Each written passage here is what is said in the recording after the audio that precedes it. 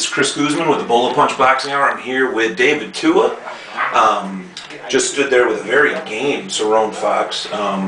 You gave him a clinic in defense that first round. Big winging shots, big up and overs, and nothing landed that first round for him. You blocked every single thing. Was that more for the fans, or was that part of a game plan to take him maybe into the second or third round? Because it looked to me, from my vantage point, that you could have stopped the fight anytime that you wanted to. More than I really be, I'm not David Tua. Just want to say that appreciate the opportunity to be speaking with you, and I'm just, I'm happy with the victory, but I'm not satisfied. In regards to the first round, I mean, I'm always cautious because, the guy can hit. Of course, of course. He was game, though he might look like he was clumsy, but, you can never, the guy's a heavyweight. He's throwing, he's got gloves on just like you do. So, yes. So for me, I was very careful and cautious of that, so I was just blocking it and really just trying to work certain things that we've been working on in the gym. Me taking him into the second round, seemingly I could have knocked him out in the first round. No, not really. It might have looked like it, but to be honest with you, I go out there to win. I prepare myself obviously for if it did go the distance. Yes. But if the opportunity of a knockout presented itself, I'm going to take advantage of it. So I did kind of look at certain things of trying to, hit him in the body and hit him in the first round. But obviously the guy was very durable. So when the second round came, I went out and tried to establish more body punches. Well, I'm a fat guy that sat in a seat, so obviously you being in the ring, you know when you can take a fighter out or not. So obviously you were in that situation. You knocked him down 3 times in the second round. The first one was with a killer left hook, and then the second one was with a right hand, and then I believe that you finished him off with a left hook. What was the setup? What were you trying to get him to do so that you could counter?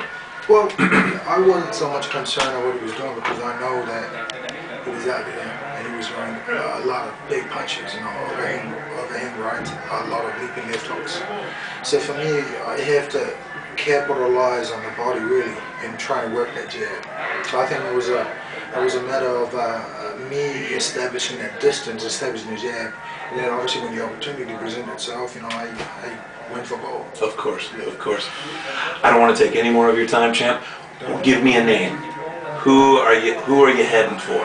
I mean, you are very close. I mean, it's all over the internet that you're a fight or two away from entering this Russian-ruled heavyweight division. I don't know.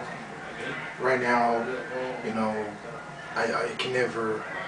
I would never look past anyone. Okay, obviously. This was my title fight. Obviously, for us is to be blessed with the opportunity to fight for the title, and more importantly, one fight at a time. So this is kind of like the old days, when I first came through, where it was like Cedric, how he used to have a lot of these heavyweight explosions. So that's what it's like right now. So Cedric, has been working together with Carlos, and I'm privileged to be on the card. So really, from here on, more importantly, I got to keep winning, keep staying busy, keep staying active, and all that I can do is to prepare myself for my time will come. It shall. It shall. You've been to the dance before. Yeah. You know what it's like. You know the hype. You know about all of the press that swirls around that. And you always seem very centered. Everything happens for a reason. I was a young man then. I'm a lot older now. I'm a father. I got married. We have 2 young boys, and I met them earlier. Yeah. So really, the time that I've spent away from the sport have allowed me to look on, to make other part of life better, and that's my personal life. I mean, you can only do so much as a fighter. You need that emotional support. Yes. So where things are at, I'm happy. Looking good, feeling good. Yeah. A happy fighter is a dangerous fighter. Yes, sir.